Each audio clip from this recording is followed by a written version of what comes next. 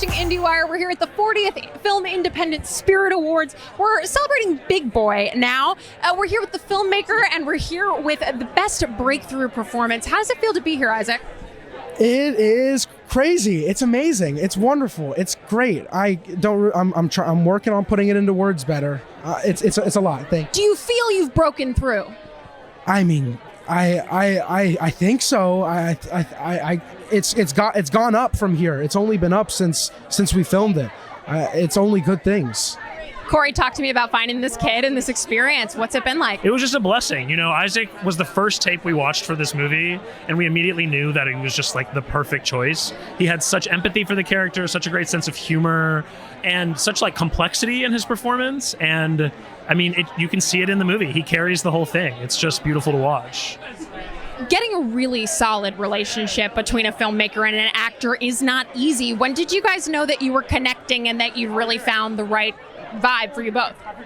I think that Zoom call really, we had a Zoom call after one of my self tapes, and our chemistry was there kind of from the beginning. Yeah, I think we just spoke the same language. I think we just knew the tone of this movie and could riff off of each other. And like Isaac had a lot of really good ideas of things to add to the character and jokes to add and story beats and things. And so like it was actually really helpful in part of the rewriting process too. I'd love to hear an example. Isaac goes on a rant about MasterChef Junior that was inspired by a conversation. I know the scene. Yes. Exactly. Yeah. Big opinions on that still? I think maybe it was inspired by another conversation about something else. But Isaac expressed his opinion in a very specific way, and I was like, oh, he needs to talk about something like that. I think it was a character decision that I saw through Jamie's perspective more so than my own, you know. Obviously, independent film is the place to break ground, to break out new performances. How do both of you see the future of filmmaking? What do you think is next for the movies? I mean, honestly, I'm very inspired by a lot of the movies that you see today because I think that they're very unafraid to like tackle things that are very sort of thorny and complex, and also look at very modern problems, like things having to do with the internet. And I think that they don't shy away from anything. They're not like resorting to nostalgia, like just treating movies as like a place of comfort or escape. Like there's a real honesty to them, and that to me is the most exciting thing to see in film, and something I hope to see more of in the future.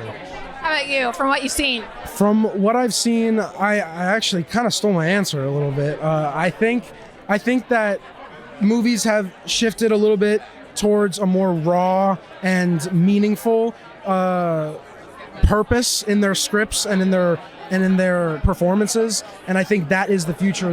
The more expression-centered side of expression and through film is the future of independent film.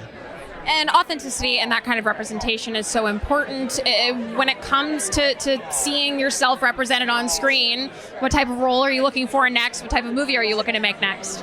Well, I would like to say that in my last role I had in Holland, I was given a role that's very different than Jamie, and I think being able to show diversity in what I can do is always great. And I think in the future to play a role maybe like Saul Goodman from Better Call Saul, something that's more witty and a little bit tacky, I think I could show some love in. You got any legal comedies on your desk right now? I gotta start writing one. Yeah, this was a great experience in learning a lot about the kind of tone that I like to make in a movie, but I also want to try other things. I want to make animated movies. I want to make documentaries. I want to make some darker, more stylized stuff. I felt like I drank the Kool-Aid with film, and I really just want to keep on making features for the rest of my life. What does drinking the Kool-Aid with film feel like? It's a rush. It's exhausting, but it infuses me with meaning and purpose. Being a filmmaker is not easy, but you still love the movies? Exactly. You still love the movies? Oh, absolutely. Have a great show. Thank you both. Congratulations.